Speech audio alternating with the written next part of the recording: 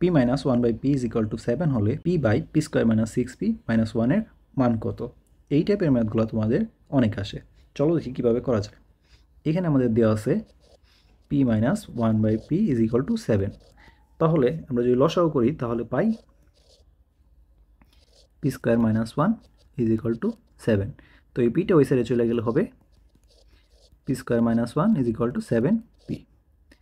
P square minus 7p, পিটাকে এই সাইডে আনলাম, ইকুয়াল টু এ মাইনাস 1 এই সাইডে চলে গেলে হবে প্লাস 1।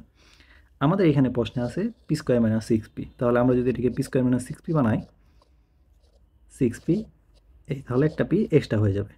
তাহলে সুতরাং P square minus 6p is equal to 1 plus P. এখন এই মানটা আমরা এই রাশিটাতে বসাই দেব।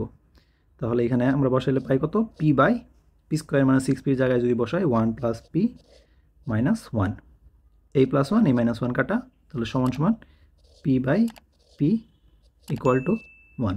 অ্যান্সার হবে 1।